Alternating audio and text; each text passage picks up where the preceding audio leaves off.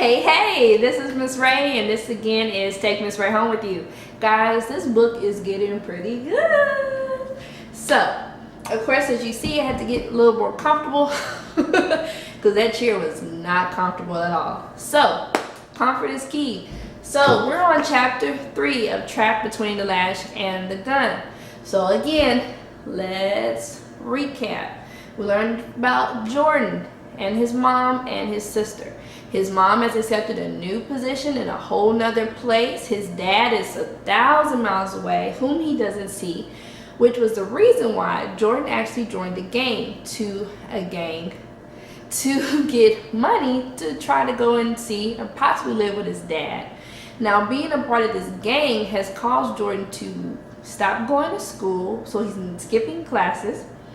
And he's become a little more disrespectful to his mom because, as we learned in chapter 1, she's noticed a change in him, right? So, in order to be a part of this gang, you have to be strapped.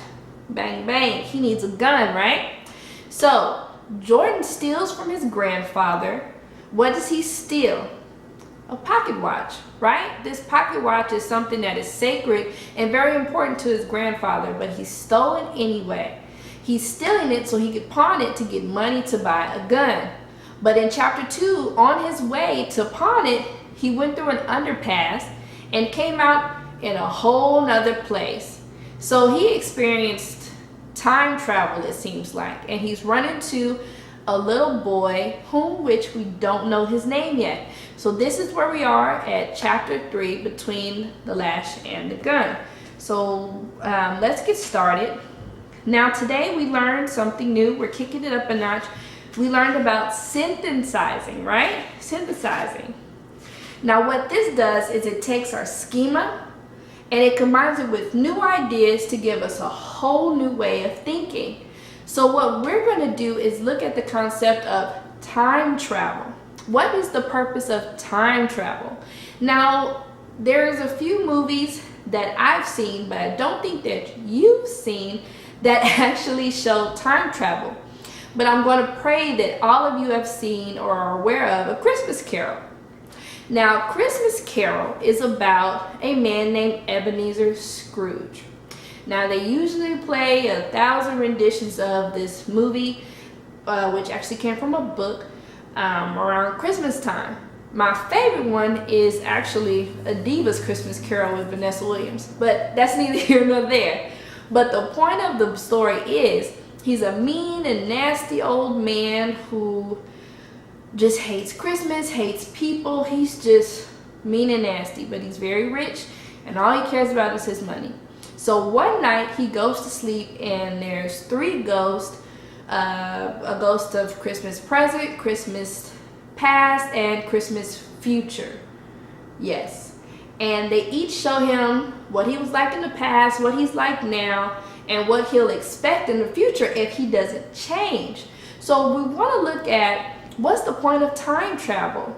Is it, what do you currently right now think about time travel?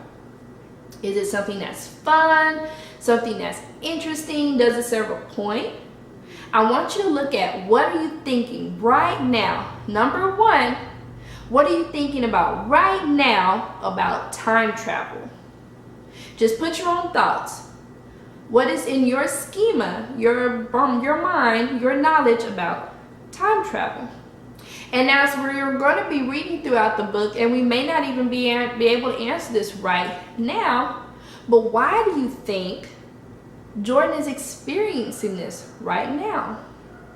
So I want you to be thinking about these things. You don't necessarily have to come up with the answer for the question I just asked, as into what do you think the purpose of the time travel is. But I want you to just think about time travel in general. What do you think about time travel? And do you think, in time, we're going to figure this out, was there a purpose or a reason his grandfather's watch, because I'm thinking that's what's pushed him into this wooded area. We're going to find out where he's at, but there's a reason why he's there, so we're going to find that out. But I want to know what you think about time travel. Okay, so we are at chapter 3. Hey, patty it back. Jordan's voice broke, then came out in a squeak. His knees trembled. The kid followed him as he stepped and crawled through thick underbrush. When he pricked his fingers on some thorns and saw blood, he yelled, "Let me out of here!" "Shh," the kid said. "They'll hear you. Hush up." "Who?" "The patty rollers." Jordan felt like shaking him. Maybe then his words would unscramble themselves and come out straight. "What's a patty roller? Talk sense, man." "They's the poor whites keeping an eye on us slaves so we doesn't run away." "I don't believe you. You're trying to mess with me." Either this kid was crazy or else he was. "There's no such thing as slaves," Jordan yelled. He fought for breath. Panic was smothering him. "We is all slaves," the kid said, "and you better duck behind that big tree yonder, 'cause I hears 'em coming, and if you ain't got no pass, you is in big trouble." "What do you mean, no pass?" "You gotta have a note from the master saying you got a right to be off his place, and if you don't have one, the patty rollers will take you back for a whipping." His explanation sounded like the turf wars between the Lobos and the Cobras. Jordan thought he must be having a bad dream. Not wanting to make things any worse, he did what the kid said and hid behind a fat tree. Sure enough, he heard horses' hooves clopping toward them and men talking. Jordan peeked out and saw 3 white men on horseback riding up a dirt path. They carried rifles and were plenty tough looking, like something straight out of the Wild Wild West movie. They wore broad-brimmed straw hats and needed shaves. One of them stopped the kid and questioned him. "Whose nigger are you?" The man had a yellow mustache and rode a gray horse. Jordan gritted his teeth. "How dare you say that N-word?" "I belongs to Master Henning up at Hilltop," the kid told him. "Hilltop?" Jordan's mouth fell open. Wasn't that the name of the house on Grandpa's watch? And Henning was Grandpa's last name and Jordan's own middle one. He shivered. "Jordan," he told himself, "this can't be happening. It couldn't happen." He wondered if he passed out out on that underpass sidewalk. Maybe someone had hit him over the head, some thief or maybe a rival gang member. He better wake up soon. "Hilltop, huh?" a dark-bearded man on a brown horse said. "Where's your pass, boy?" They didn't sound friendly. The kid reached into his pocket and handed him a card. The white man studied it, then looked down at him. "What's your name, boy?" "Uriah Henning." "Uriah Henning?" Jordan remembered what Grandpa had said less than an hour before, that Uriah Henning was his great-great-great-great-grandpa's name, the slave who had owned the Hilltop watch. But this was crazy. So, pause. Now, where we wrote kid, you need to put dash or a slash Uriah Henning, which is his great-great-great-great-grandfather. This has come full circle. So now he's out in the woods in slavery times with his great-great-great-great-grandfather. So this is going to be interesting. Let's keep going. "What's your errand, boy?" asked the third white man. "My master done lost his watch and sent me out to find it." The watch! Jordan wondered if that watch had somehow cast a spell on him. He never should have touched it. The third man handed the card back to Uriah. "Well, did you find it?" "No, sir. Not yet, sir." "Well, I reckon you better be getting back to your master." "Yes, sir." "Any other niggers with you?" That word again. And spoken by a white man?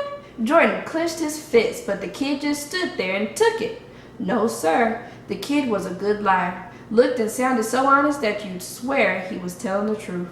"You better head on back to Hilltop then," said the first man. Uriah stood still as if waiting for them to go. "What are you waiting for, boy?" asked the dark-bearded one. "Thought I'd do more searching around here. Master'll have me whipped if I don't find his watch." The 3 men looked at one another, then the blond one said, "Just leave him be. He ain't too far from his master's place." All 3 rode on, and Jordan crept around the tree to stay out of sight. Uriah waited until their sound faded, then walked over to Jordan. "Help me find the watch," he said. "What?"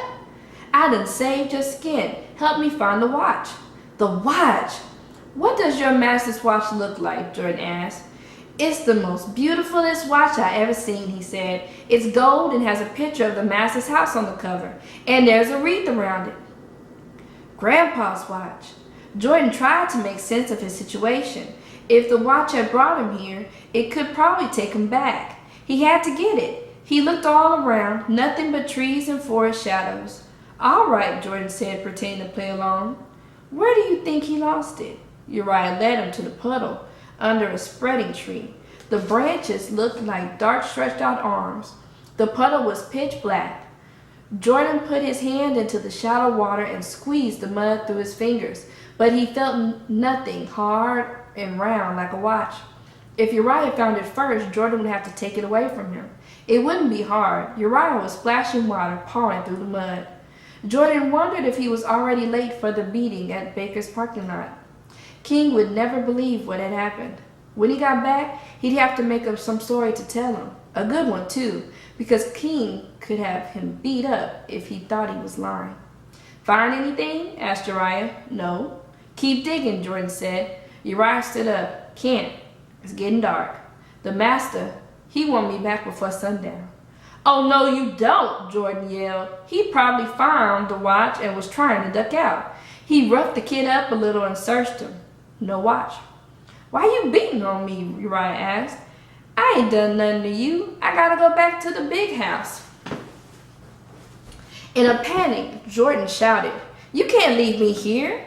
He knew he wasn't acting the way a cobra should, losing his cool like that. He was glad King couldn't see him, but no way would he spend the night by himself in these strange woods full of snakes and those patty roller people. "I gotta go." Uriah turned and headed toward the path where the three men had stopped him. Uriah decided to follow him. Before the kid could disappear, Jordan took off his baseball cap and hung it on a branch above the puddle to mark the place where the watch was supposed to be. He'd come back and find it as soon as he could. Then he caught up with Uriah. "Hey," Jordan said, "you going to help me find the watch?" "Why do you want the watch so bad? It ain't yours." "I had one just like it, only I lost it." "I don't believe you. Ain't no other watch in the world like that one. Master had it made special just for him." "Then if it's so special," Jordan said, "we ought to find it. Let's come back here and look for it in the morning." "Can't," he said. "Gotta go to work." "Go to work? A little kid like you?" "It's cotton picking time. Gotta be out in the fields when the second horn blows." Jordan didn't ask him what he meant by the second horn because he was too busy trying to understand what had happened. He figured that time had played a dirty trick on him. Thanks to the watch, he found himself back in the 1800s somewhere, and this little kid was an ancestor of his. Only he didn't know it, of course. How could he? They walked for what must have been a mile or more. Uriah didn't say much, but Jordan thought that if he was putting on an act, it wouldn't take much to break him down. "Hey kid," he said, "what do you like to watch on TV?" Uriah stopped and stared at Jordan with a blank face. "What are you talking about?" "Television." "What's that?" If he was play acting, he was doing a great job. So much for television. Okay, so he never heard of it. Just to make sure, Jordan tossed out another question. "Do you like rap?" "What? Rap? Rap music? You talk funny. Don't make no sense." Jordan grabbed his arm. "You know who I think you are?" "Who?" "My great-great-great-great-grandpa." The kid stared at Jordan. Then he started to giggle. Soon he was laughing so hard that he stopped to hold his sides. "You is crazy," he gasped. "How can a child like me be anybody's great-great-great-great-grandpappy?" Jordan was put off. The kid was making fun of him, but then he couldn't expect him to understand. Not for a while anyway. So Jordan decided to relax, go back to that tree in the morning and try to find the watch. When Uriah started walking again, Jordan followed. "Who you belong to?" Uriah asked. "Nobody," Jordan said, but he knew that wasn't exactly true. He belonged to the Cobras. But how could he explain that to this kid who might as well be from another planet? "You mean you was free?" "Sure," Jordan said. "I never seen a free nigger before." "What's your name?" "Jordan Henning Scott." Uriah looked at his face and said, "You say your middle name be Henning?" "Yes, I was named after my grandpa Henning." "Maybe we is related in some way." "Hey," Jordan said, "what's the date anyway?" "What do you mean, date? What's a date?" Jordan opened his mouth to explain, but Uriah interrupted. "The master, he doesn't let us slaves learn nothing." He stopped and looked at Jordan hard. "Do you know how to read and write?" "Sure, doesn't everybody?" "Us slaves don't." "Do you go to school like white folks?" Jordan nodded. "Where you from?" "Up north," Jordan said. What good would it do to explain anymore? The kid probably wouldn't believe him. Uriah stopped, raised his shirt, and turned his back to Jordan. "See them stripes?" When Jordan saw the big whelps all across Uriah's back, some with fresh scabs on them, he felt sick. It looked as if somebody worked him over with a whip. "What happened?" "The master's boy. He be teaching me to read, and when his daddy caught him, the overseer done give him 5 lashes. I fainted dead away after the third. And when I woke up, he done poured salt water on me. Then he gave me another lash for screaming. The master, he be too refined to whip the slaves himself, so he has the overseer do it."